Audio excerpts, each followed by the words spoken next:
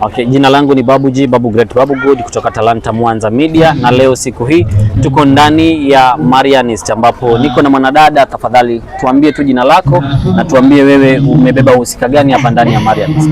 Kwa majina naitwa Mildred Nyamwaro. I'm the school marketer here at MTI Ukunda. Labda moja kwa moja tukiweza kuangalia leo watu wamevaa mavazi tofauti tofauti. Je, ni kwa nini siku ya leo kumefanyika hivi na kwa nini siku ya leo tuko hapa? Okay, so the main reason as to why we are here today, tuko hapa to celebrate culture. It's our cultural day. We want to preserve the unity and also build, what can I say? Build what? Nilikuwa nafikiria kusema timu ya hii mwaka. Preserving nature and building diversity. Kama mtu hawezi toka in between, you can cut. Yes, ni kwa nini siku hii ya leo watu wamevaa tofauti tofauti na tuko hapa Marianist?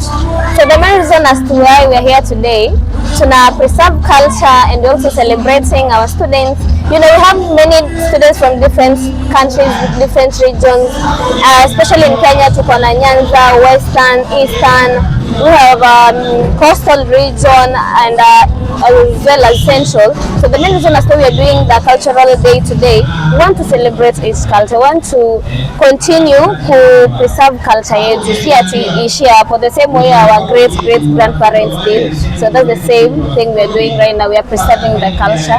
Aside from that, we are also celebrating unity and peace. Okay, labda nikiuliza swali jingine. Je, hii ku celebrate hizi culture zetu, labda imeleta faida gani kwa community yetu, na kama si kwa community ni kwa wanafunzi ambao wako hapo ndani, wako hapa ndani ya Marianist, labda tumeona ni faida gani ambazo wameweza kuzipata? The main, naweza sema faida kubwa kabisa, imeleta umoja katika jamii na katika wanafunzi.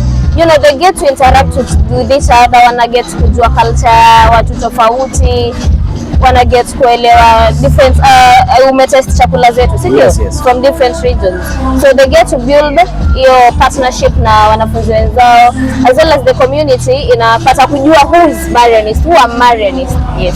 Na labda hii ni tamasha la ngapi haswa la culture kuweza kufanyika ndani ya Marianist? The 5th. La 5. Yes. Kwa hiyo yule ambaye hajawahi kufika Marianist kwenye tamasha kama hili, labda unamwambiaje pale nje? Wakosa mengi. Wakosa mengi sana. Because when you come here, you get to celebrate, not only celebrate, you get to party, you get to bond with us. Yes. Okay, labda tukimalizia kabisa swali la uzushi. Katika vyakula vyenu tumeweza kuona vinywaji mpaka vya pombe na tukaona watu wanasherekea sana kunywa pombe. Je, kama institute iko sawa? Iko sawa kwa sababu hizi ni vitu zilikuwa zinafanyika kale na tuna celebrate culture. So it's very much okay. Yeah. Hatuwezi huwa culture just because wanapika, you know, kama let me give an example ya Eastern community, they were doing Musa. We also have Western pay walikuwa wanafanya busa. So we can't cancel the culture just because ati wanafurahia nini, si kuna minazi, people still do minazi.